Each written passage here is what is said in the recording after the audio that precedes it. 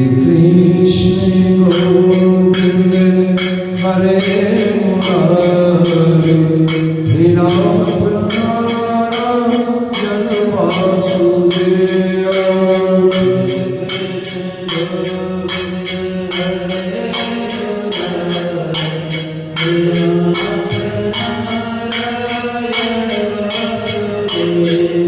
श्री राधा कृष्ण गोविंद हरे मुरारी नाथ नारायण वासुदेव।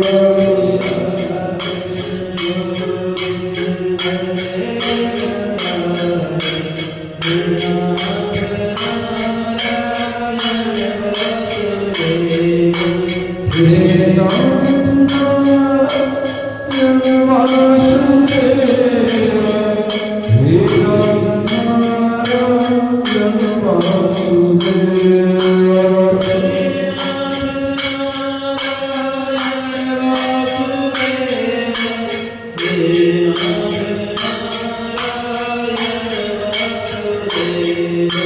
श्री कृष्ण गोविंद हरे मुरारी नाथ नारायण वासुदेव।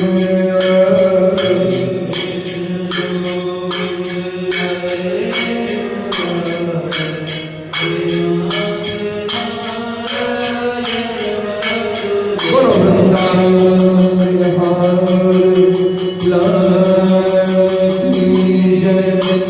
गजानन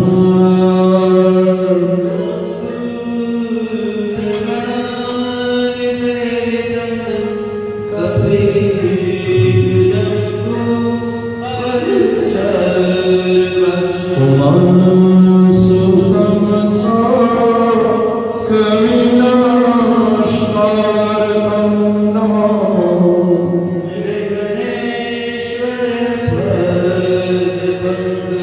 नमामि। बोलो श्री गणेश जी महाराज,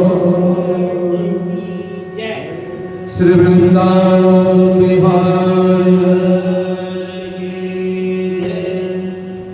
श्री सुखदेव जी महाराज राजा परीक्षित को बतला रहे हैं कि रास मंडल के बाद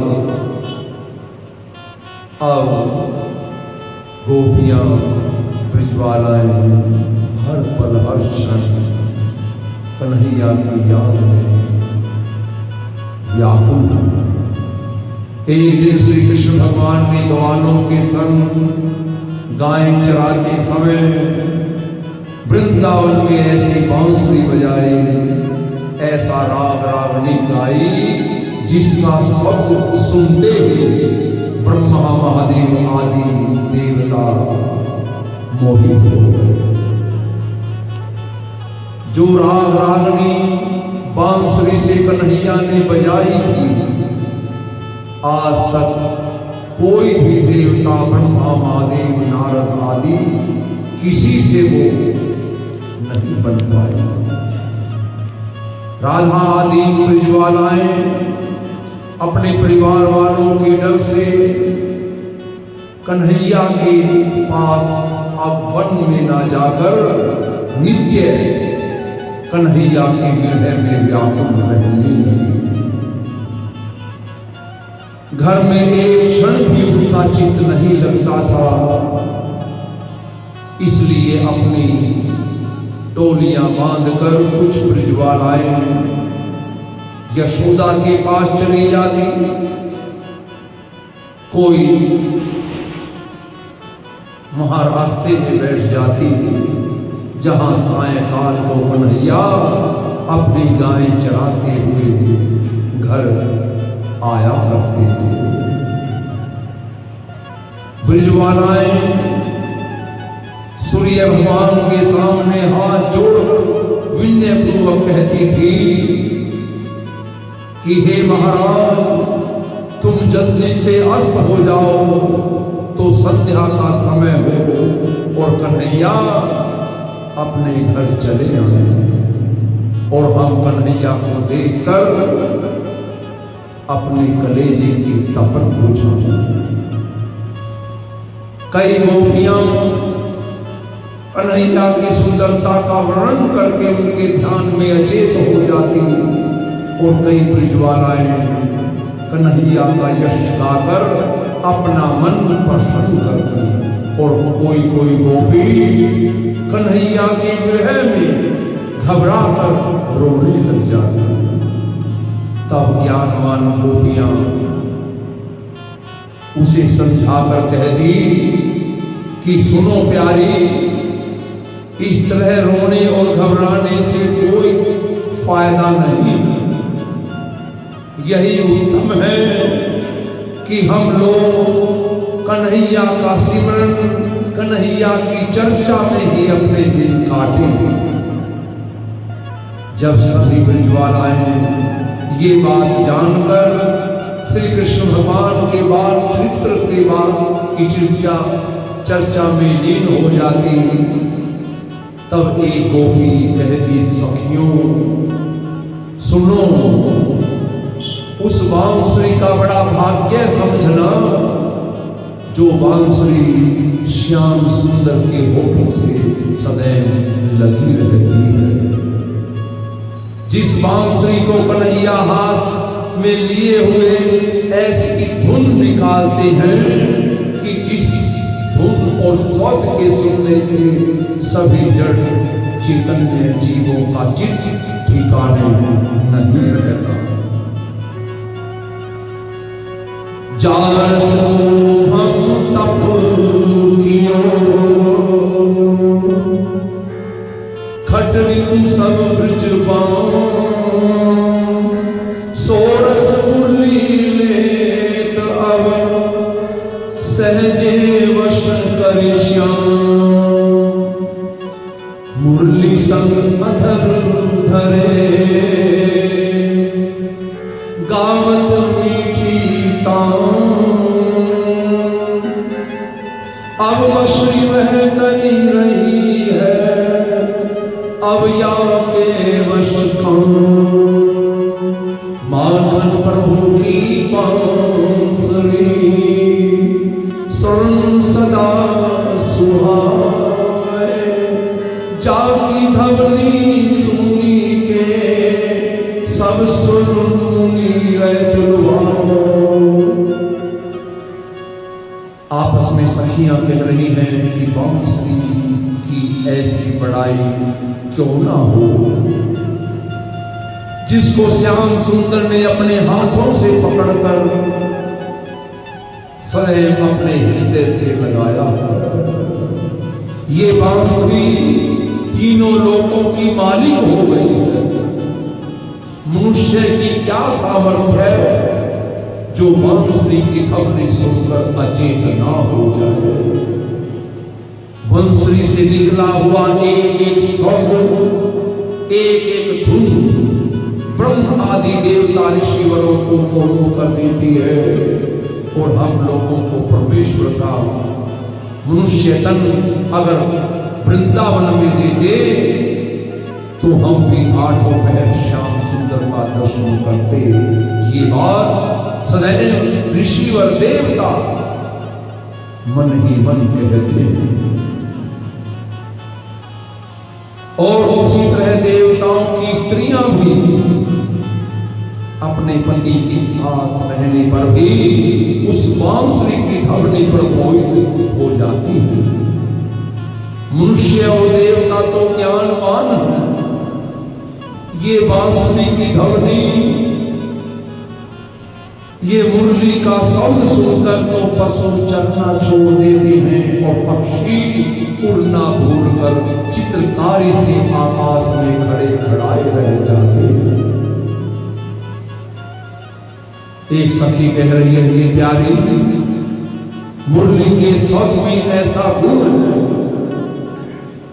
कि मुरली को सुनते ही कोई कितनी भी चिंता में बैठा हो, उसकी आवाज सुनकर वो प्रसन्न हो जाता है। ये बांसुरी बड़ी चतुर है। जिस समय श्री कृष्ण भगवान को किसी की चाहना होती है उसी समय कन्हैया बांसुरी बजाकर उसे अपने पास बुला लेते। ये बांसुरी की धवनी सुनकर यमुना जल पागलों की तरह बहना भूल जाता है और इसी वास्ते लहरों की बेड़ियां यमुना के पांव में पड़ जाती हैं। वृक्षों की जो डाली जो नीचे ऊपर लिपटी रहती है वो भी बांसुरी सुनने से अचेत हो जाती है। कमल का फूल उस बांसुरी का शब्द सुनते ही मोहित होकर मतवालों की तरह आठों पहर अपना सर हिलाता है। ये बादल इस बांसुरी की धवनी पर मोहित होकर वृहणियों की तरह रो रो कर आंखों से पानी बरसाते हैं। एक गोपी कह रही है अपनी सखी से, मैं जानती थी कि श्याम सुंदर केवल बचपन के खेल में बड़े चतुर हैं, लेकिन मुझे अब मालूम हुआ कि कन्हैया खेल में ही नहीं, ये तो गाने बजाने में भी इनकी कोई बराबरी नहीं कर सकता। एक ब्रिजवाला ने कहा कि ब्रह्मा महादेव आदि देवता बड़े बड़े ऋषिवर ज्ञानी उस बांसुरी का शब्द सुनकर उनका ध्यान छूट जाता है, जिस तरह कोई नींद से जाकर उठा हो। मुरली हमारी सोतन,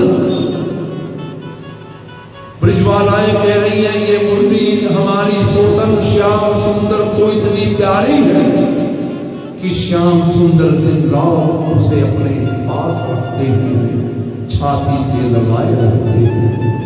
इस बांसुरी ने पिछले जन्म में कोई बड़ा भारी तप किया था, जिसके प्रताप से कन्हैया को इसने अपने वश में कर लिया है। जैसे हरि निपुर बंसी भई सहाय, अब मुरली अरु श्याम की जोड़ी मिली बना, जो वश करी पायो पिया मेटत पिछले दाग, अब गरजत अधर न चढ़ी धनी धनी मुरली भाव, मुरली की सरमती करो करो हमारो मान, धनी धनी वही मखानिए सुन पाको यशकान, मोहन मुख ये बांसुरी रहे विश्व भरी जीत, रीति चलावत आपनी बेटी सकल सूत। सखियां कह रही हैं कि हे प्यारे, इसमें मुरली का भी कोई अपराध नहीं, मुरली का कोई अपराध नहीं, ये सब कठोरता कन्हैया की समझनी चाहिए। उन्होंने हमसे प्रीति छोड़ दी और बांसुरी से अपना मन लगा लिया। एक सखी कहने लगी ये मुरली बांस के तन में जन्म पाकर एक पैर पर खड़ी रही, तब इसने कभी गर्मी कभी सर्दी कभी बरसात का दुख अपने ऊपर उठाकर इसने परमेश्वर का तप किया। फिर इसका अपना एक एक पोर काटा गया, अग्नि में तपाया गया, अंग अंग में छेद कराया गया। इतना दुख उठाने पर उसने त्रिलोकीनाथ को फिर वश में कर लिया। इसी वास्ते ये बांसुरी तीनों लोगों के जीव इसकी धवनी सुनकर इसके शब्द पर मोहित हो जाते हैं। हम लोगों की क्या सामर्थ्य है जो इस बांसुरी की बड़ाई में बराबरी हम कर सके। जब हम इस बांसुरी के समान तप करेंगे, सिमरन करेंगे, तब जाकर कन्हैया हमसे प्रीति करेंगे। कन्हैया का बाना सहज मत समझो। जब हम लोगों ने श्याम सुंदर के मिलने के लिए व्रत किया, तप किया, तब उन्होंने हमारा चीरहरण किया। ये अपने अपने भाग्य का ही तो फल है। मुरली की सरमती करो, कहो हमारो मानो, धनी धनी वही बखानिए, सुनवा को यशमान।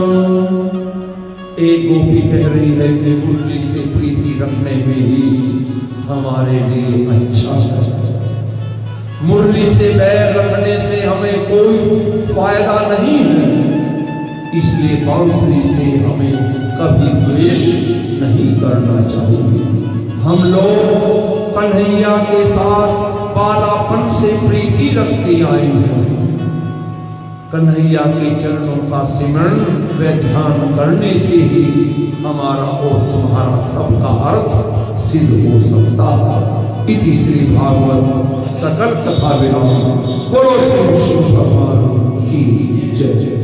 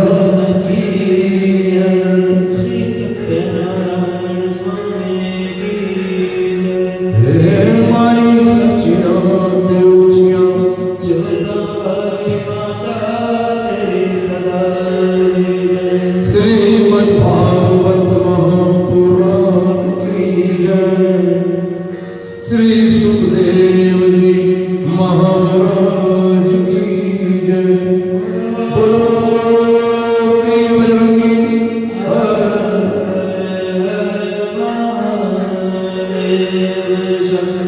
श्री शंकर भगवान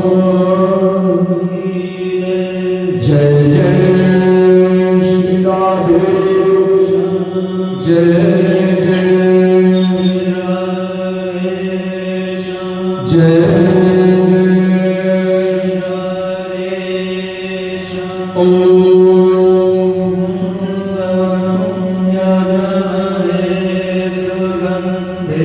Pushti Bhagwan Urvara